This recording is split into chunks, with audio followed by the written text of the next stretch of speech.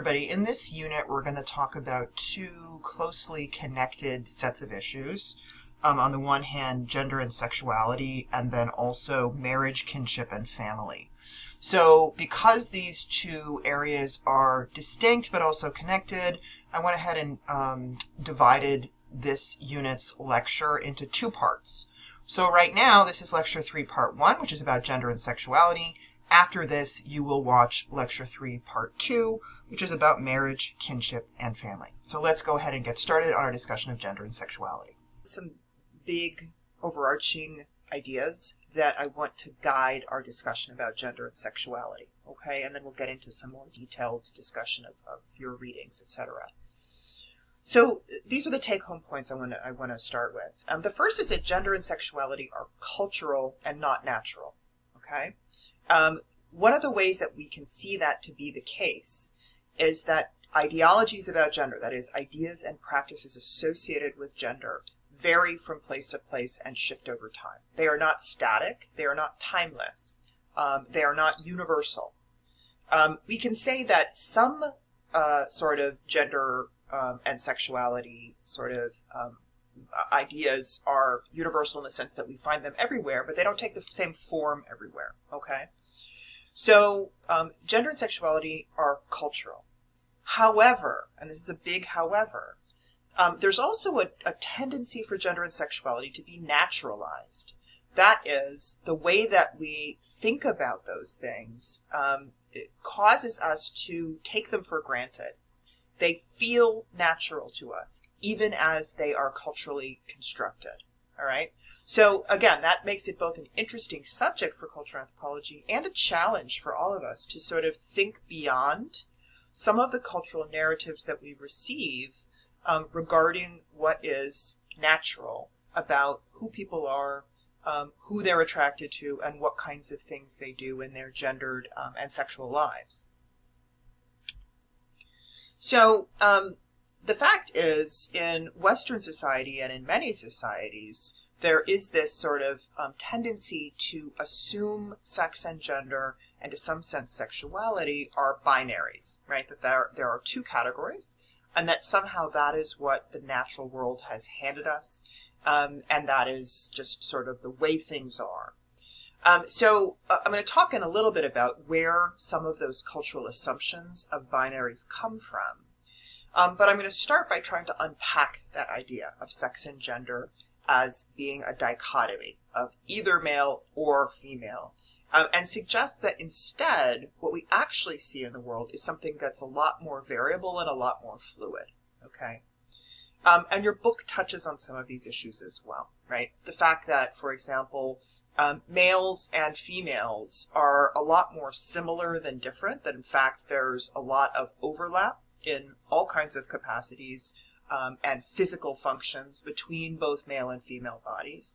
And that in fact there's more variation within the sexes than between them, all right?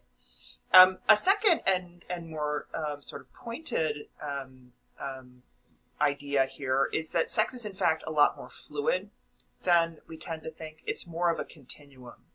And for this, I want to turn to the work of a scholar named Anne Fausto-Sterling, who's done research on intersex people, intersex births. And what she points out is that, in fact, not all individuals are born readily fitting into the categories of male or female, that, in fact, some percentage of births fall into a range that is somewhere in between male and female. The typical medical response to that is to quickly try to intervene to make a child who's born intersex fit into one or the other category. And she has this sort of slightly tongue-in-cheek diagram in one of her publications where she points out that, in fact, there is actually a set of standards as far as the size and shape of the genitalia of a child that leads to decision-making around the sort of surgical intervention that often happens with intersex births. This is shifting some now, right? That more and more parents are more open to the idea that surgery is not a necessity for a child born intersex. But the fact of the matter is, and this is Fausto Sterling's point, nature does not hand us two and only two sexes. Nature hands us a continuum. The fact that we perceive there to be a binary there is a cultural phenomenon, not a natural one. Okay, and that's again back to this big overarching point that we need to think of these elements of identity as being a cultural construction more than a biological reality. We can also look at this idea of binaries or challenge to binaries in the area of gender and gender expression. So again, typically in the West, there's an assumption that there are two gender categories, although again, we increasingly have many more sort of ways of self-presenting than that. And there's increasing social space for people to identify in ways that do not fit into the two categories of male or masculine or female or feminine. But again, in many societies, there's a long-standing acceptance and recognition of more than two gender categories. In the anthropological literature, this is sometimes referred to as a third gender category, but indeed in some places there's more than three. So that's really just sort of a shorthand. So some of these long-standing third gender categories are, for example, Hijras, people from India, and Fa'afafine, who are people from Samoa. And in fact, you're watching a film about the Fa'afafine, which is a great film called Paradise Bent, where you'll learn more about individuals who are Fa'afafine. And this image here is an image of Hijras from India, who are individuals typically who are born male, but who take on this third gender identity of Hijra, which is not exactly the same as the gender identity of being female, in that Hijras often have particular social roles that are unique to them. They often play, for example, very important roles in certain kinds of ritual contexts. And their both self-presentation and other kinds of activities are a combination, some male, some female, right? And in fact, there's an anthropologist who's written about Hijras named Serena Nanda, who's written a really interesting book. And in fact, the title of the book is Neither Men Nor Women. And she's writing about the Hijras. So part of her point is this is not just about people fitting into two categories. It's actually about a context in which the gender ideologies make space for more than two categories. Okay, and I linked here to an article because I think it's interesting also when we start talking about gender and sexuality to think about the sort of socio-political context. So in fact, again, the Hijra identity and Hijra people have been around for a long time, but fairly recently, this is an article from 2014, there was also a sort of political and legal shift in India where, in fact, the Hijra gender identity achieved full legal recognition. So even as some of this is about the just continuity across time in these sort of culturally variable ways of recognizing gender, there's also change over that time, right? So in fact, these categories and how we think about people do not stay the same. They change over historical time. Even in contexts where the gender ideology is binary, right, where there's an understanding that there are two categories and only two, there's quite a bit of variation cross-culturally in terms of how separate the realms of men and women are. So, in fact, in some places, male and female social roles overlap quite a bit. In others, there's a real sense of separation, right? That there are spheres where men operate and spheres where women operate. Indeed, one version of that is the sort of modern Western notion of public versus private, right? And again, that's changed over time, too. We certainly don't today expect that women are only to operate within the private or domestic sphere. And yet we do see that there is still a tendency for women to be expected to be better at or to pick up the slack on domestic duties, even when they are also, for example, very actively, for example, having a career that is in the public sphere. So that just that very notion that there's something that is public and something that there is private, and that there's something gendered about those two domains is, again, a very particular sort of cultural elaboration of gender and how it maps onto society and the spaces within society. In some contexts, in some cultural contexts, that idea of male versus female spheres, right, in societies where there's quite a bit of separation between men and women in their lives, you will often find issues around the question of women's sexuality, and for example, issues of honor and shame tied to controlling women's sexuality. In places where there is more overlap between male and female spheres, there may be more acceptance of, for example, things like premarital sex.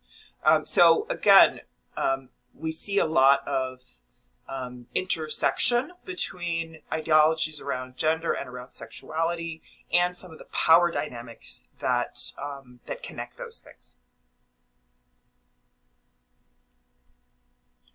So I want to talk a little bit more about the Western tendency to think about gender as a binary. And this is following up a little bit on some of the stuff that you read for this week. And then I also want to add a little bit more of historical context to it to expand on what your readings introduced. So again, the key idea here is that it is not just a fact or nature or something that we can take for granted, this notion that there are two genders and that each has its own sort of strengths, its own role, its own space, and that there's really, there's no sort of context to that, right? So the idea here is to really think about, where does that story come from? Can we trace back to why it is that we assume that women will play certain roles and men will play different roles? And if you look again back at the roots of this particularly Western binarism surrounding gender, you can find some of the things that have led to or contributed to that set of ideas. Some of it is the sort of myth of universal male dominance. And that's a story that has emerged over time in various forms. Your book talks a bit about it. So, for example, the notion of the role of hunting for men, right, and the long-standing scholarly approach to hunters and gatherers, and the sort of dominance of male hunters in that model contributed in part to this cultural narrative and its power. Often even non-human primates were discussed as sort of representing that same kind of model, where men are both dominant and the primary providers. So that set of stories informed both scholars and sort of public or general opinion about these things across much of the 20th century. So indeed, as your book points out, even scholars working in the 60s and 70s were sort of buying into that notion of a universal male dominance. At about that point, more and more scholarship revealed that, in fact, that was simply not the case. That, for example, even in non-human primates, not all non-human primates live in male-dominated groups. And that, for example, for hunting and gathering groups of humans, hunting is actually not the most important food gathering technique. The gathering that women do is the primary source of food. And when there is hunting, it's often not, a group of powerful hunters going to take out big game. It's often the hunting of smaller animals. So, again, some of these sort of myths that have been so powerful in forming these overarching ideologies started to be chipped away at as more and more research revealed that the story of how men and women, or male and female non-human primates, interact is much more complex than that. Another piece of this sort of narrative of again, gender ideology and male-female interactions comes from the sort of 1950s cultural model of the family, the idea of a male breadwinner and a female remaining sort of in the domestic sphere. And that model of that sort of idealized 1950s suburban household ended up being sort of applied as if it were a timeless and accurate sort of representation of what families are like or are supposed to be like. And again, both historians and others reflecting back on what life in the 1950s and beyond was actually like, came to reveal that in fact that it was not the case. That in fact women have always worked in addition to whatever kinds of duties they take on in domestic spheres.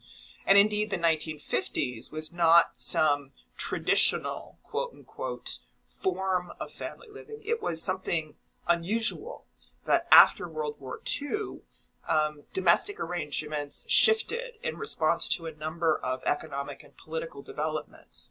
This was a new ideology. This was not something timeless. In fact, lots of women were working in the 1940s and were pulled out of their jobs and sort of through, again, the emergence of this ideology, they were expected now to stay at home. And this is, again, something that we've lost that part of the story when we think about those sort of, Leave It to Beaver, Ozzie and Harriet images of that idealized domestic sphere.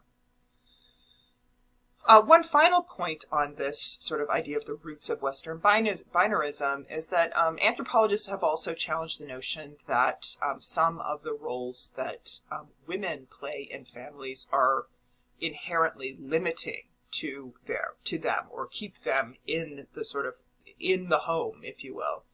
And that's the notion that pregnancy and childrearing are essentially debilitating to women. And again, disallow them from certain kinds of work. But again, the anthropologists working on these kinds of issues have clearly demonstrated that that's not the case.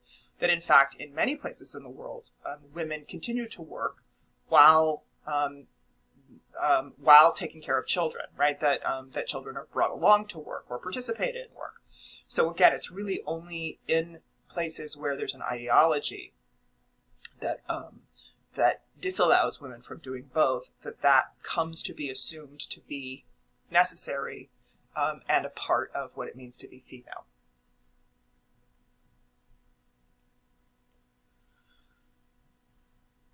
I wanted to touch a little bit now on the article that you read by Martin, because her work feeds into this discussion of gender and sexuality.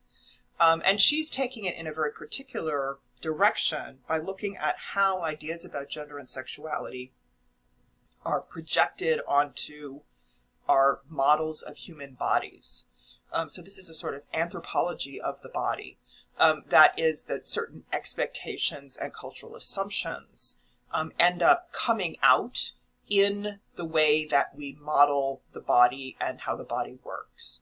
So she's saying that even, for example, in supposedly neutral scientific representations of something like conception, we see all kinds of cultural assumptions about gender getting kind of smuggled into that narrative. And that's what she's talking about in her article about the egg and the sperm, right?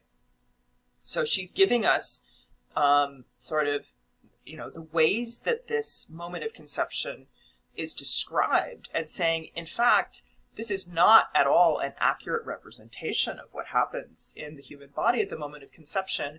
Instead, it's a narrative about gender and gender roles, in which the egg is represented in stereotypical female or feminine ways, and the sperm are represented in stereotypical male or masculine ways. And it's both, because that's what's going on here, it's both inaccurate, that in fact the egg and the sperm don't act that way, and it's just revealing of something else, which is the social context of gender and gender roles. I want to talk a little bit more now about sexuality in cultural and historical context. And I want to do so by taking us back a little bit in time and thinking a little bit about particularly medical history and how especially developments in the 19th century were important for the emergence of ideas about sexuality and the relationship between gender, sexuality, and bodies, especially as projected onto women's bodies.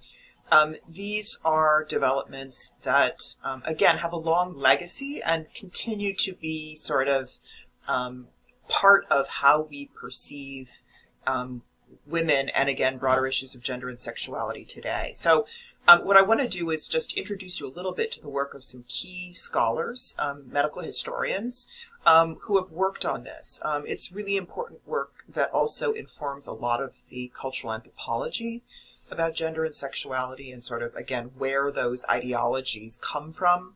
So I want to talk a little bit about that and give you a couple of examples, and then we'll sort of wrap it up with what we've been talking about so far.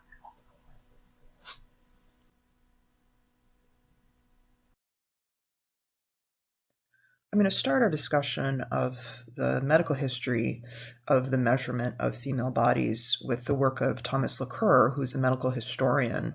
And he looked at the history of medical understandings and representations of female bodies. And one of the things that he found was that there was a real shift in thinking on these issues in the 19th century. So previous to the 19th century, there was what he refers to as a one-sex model in which male and female bodies, and in particular male and female reproductive systems, were understood as the same. They were positioned in different ways on the body, and they were arranged in a hierarchy. So the female body was understood as a less perfect version of the male body, but they were understood as parallel.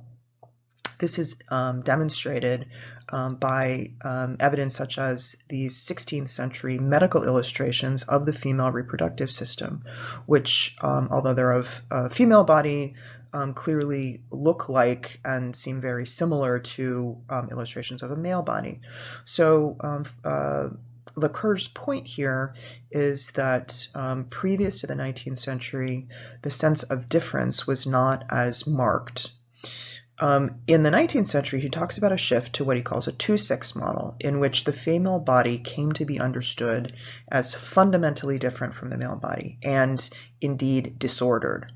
This was both the result of certain scientific discoveries, for example, discoveries around the role of ovulation and orgasm in procreation. Previous to this era, for example, both male and female orgasm were understood as necessary for conception, but it was also about a societal change. He talks about the 19th century as an era in which male and female spheres were understood to be fundamentally separate. So it was both about finding difference in male and female bodies and finding or separating male and female social roles. So Lacour is suggesting that when we look at these ways of presenting female bodies, we're also seeing something about social expectations of that era.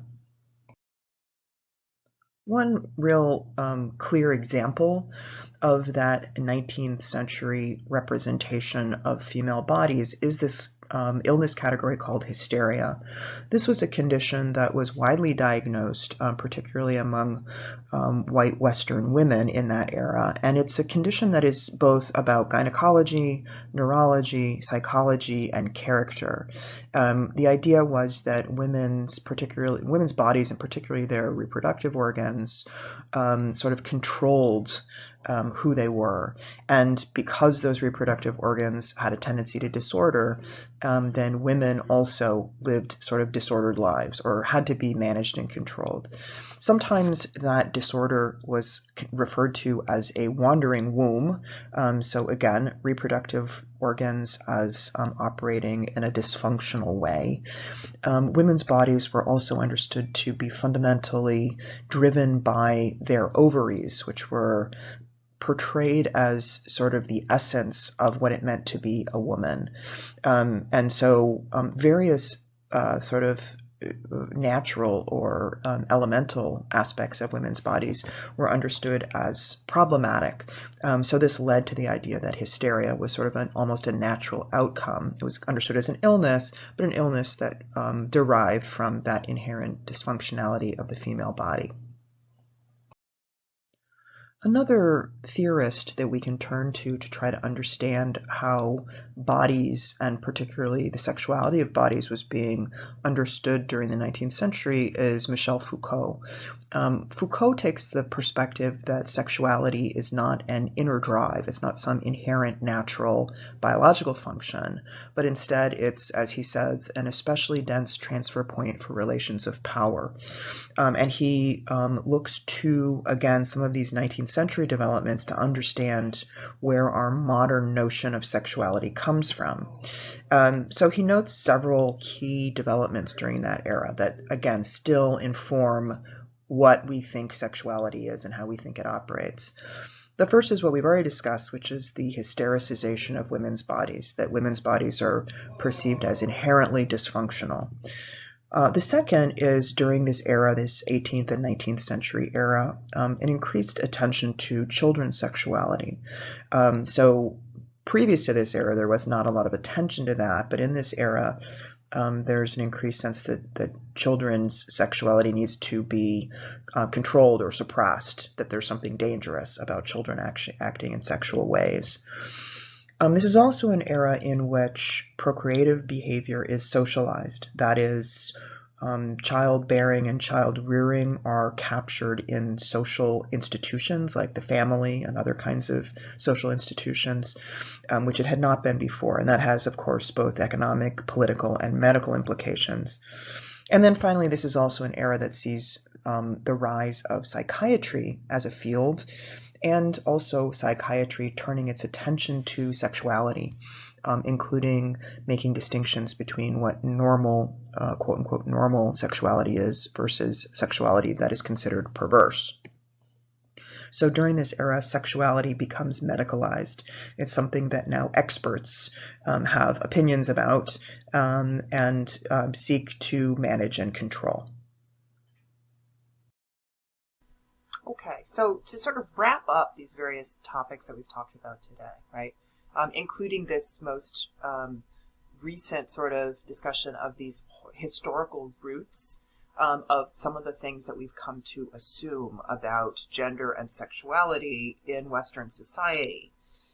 So again, what I want you to take home from this discussion is that identities rooted in our bodies are not acultural. Okay, that means they're not just part of our natural biology that were sort of